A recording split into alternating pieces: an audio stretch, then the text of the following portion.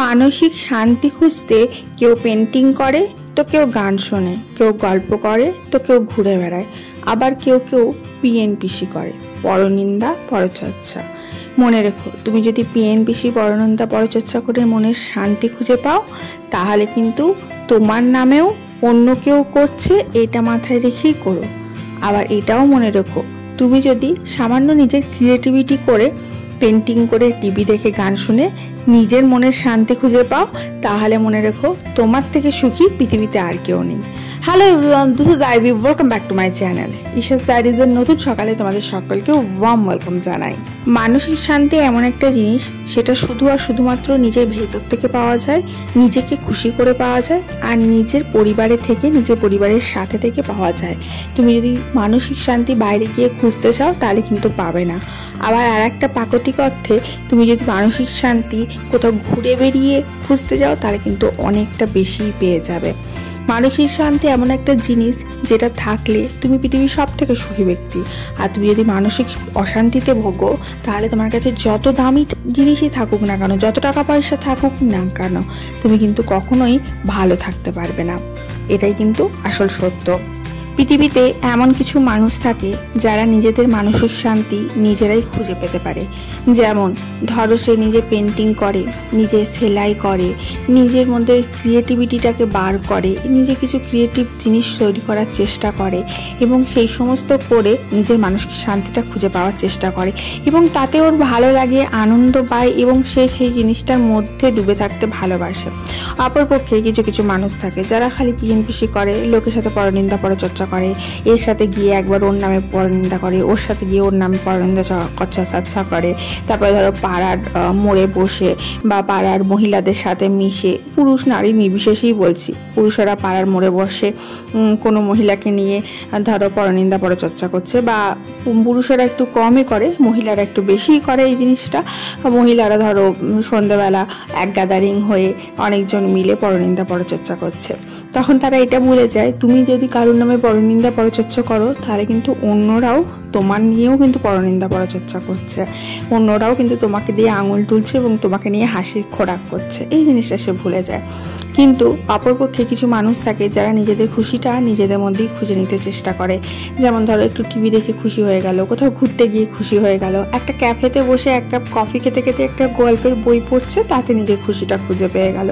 একটা জার্নি করছে, জানলার দিকে বাইরে থেকে তাকিয়ে থেকে প্রকৃতি দেখে নিজের মনের খুশিটা খুঁজে পেয়ে গেল।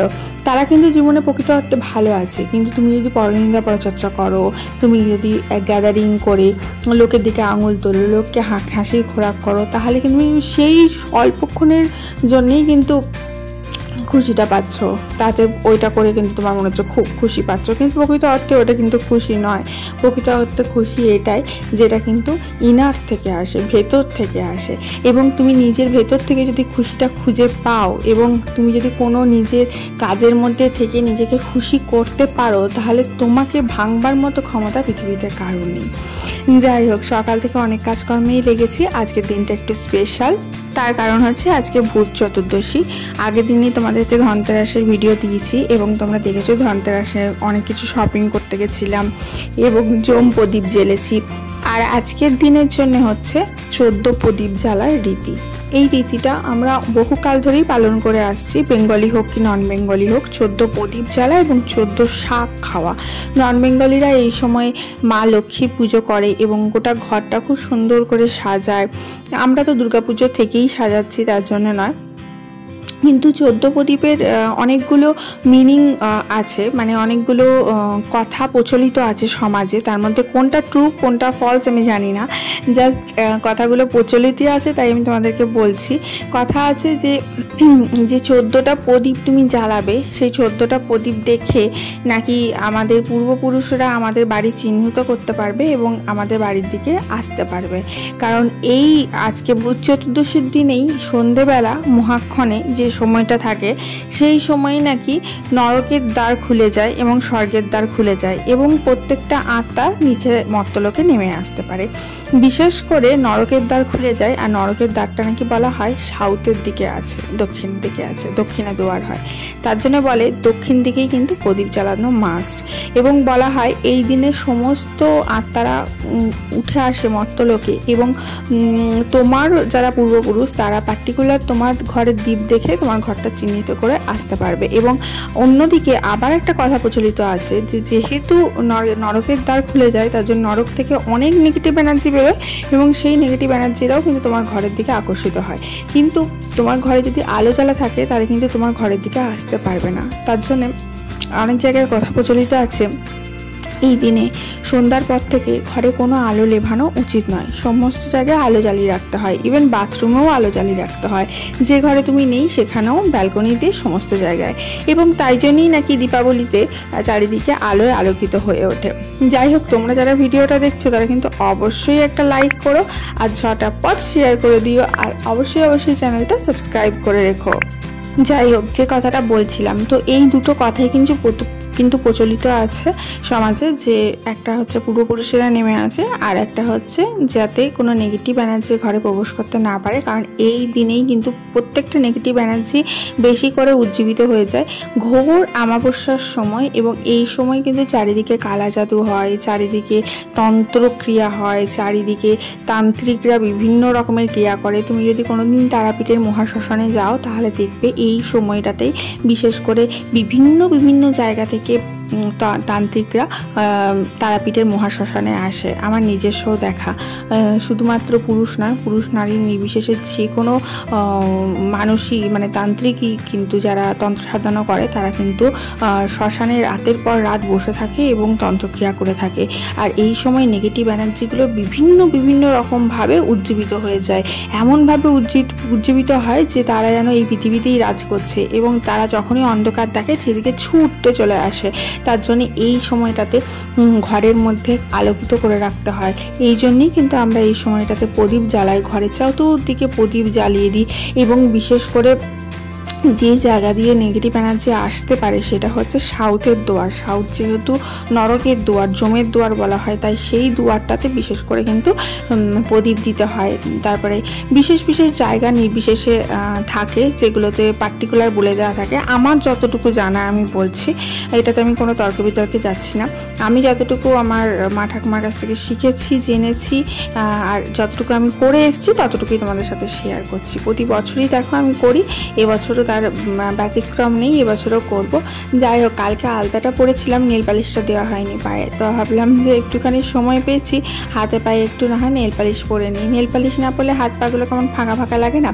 আর এই সময়টা যেহেতু কালী পুজোর সময়, তার জন্য এই সময়টাতে আমাদের তো আলতা পরাটা মাস্ট। যে কোনো পুজো, যে কোনো অনুষ্ঠান থাকলে আমাদের বেঙ্গলি কালচারে থাকে যে আমরা পা ফাঁকা রাখি না, পায়ে আলতা, নেল পালিশ এগুলো দিয়ে রাখি। ইভেন আমাদের বাঙালি কালচারে এটাও থাকে, পা আর হাত কখনো ফাঁকা রাখতে নেই। আলতা পরো না পরো নেল পালিশটা দিয়ে রাখতে হয়।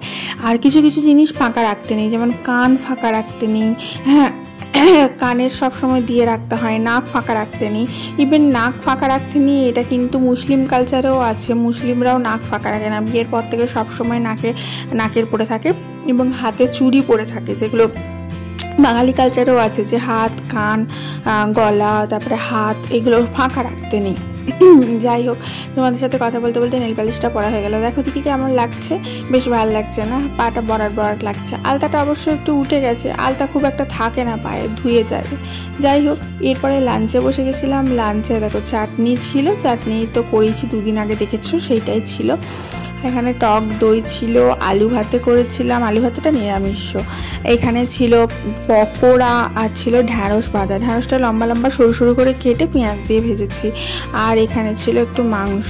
জানো তো, মাংস ছাড়া আবার আমার বর খেতে পারে না, এটা হচ্ছে মটন। তো তার দাবি যে মাংস খাবো, তো একটু করে মটন করেছিলাম।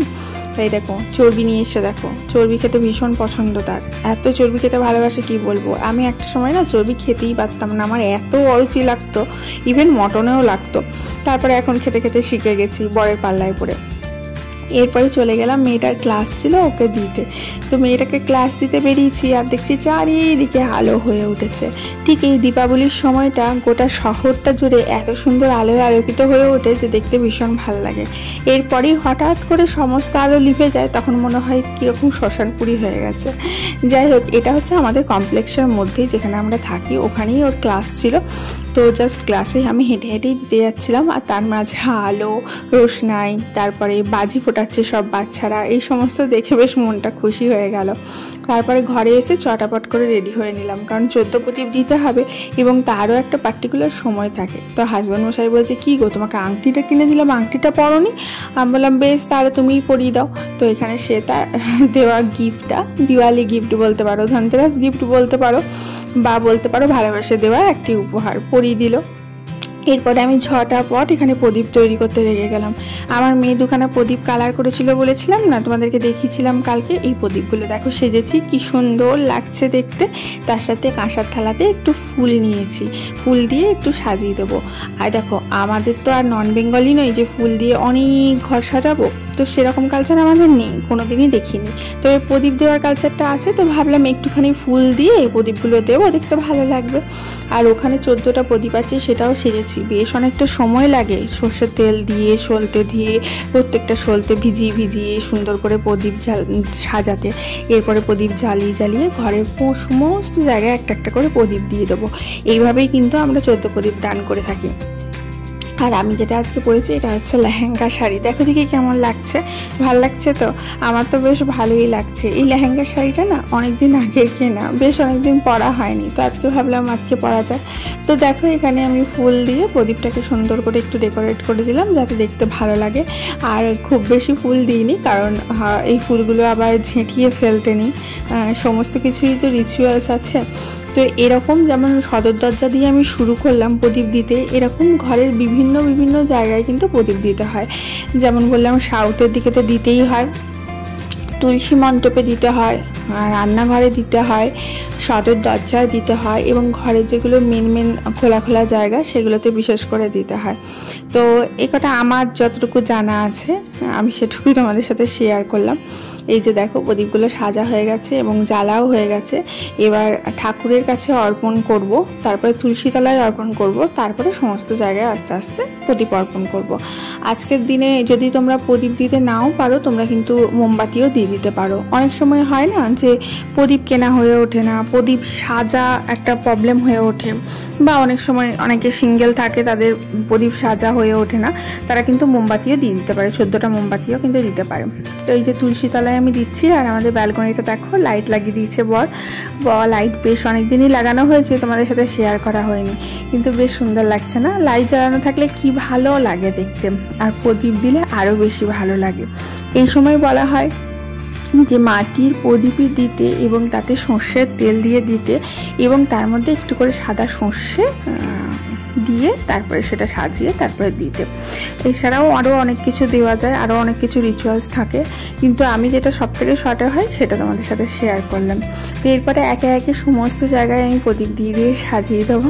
এই দেখো, ঘরের সমস্ত দৌড় যেখান যেখান দিয়ে মায়ের আগমন করতে পারে, যেখান যেখান দিয়ে নেগেটিভ এনার্জি যাতে ঢুকতে না পারে, সেই সমস্ত জায়গায় আমি আমার মতো করে আমার ঘরে প্রদীপ দিয়ে সাজিয়ে দিচ্ছি।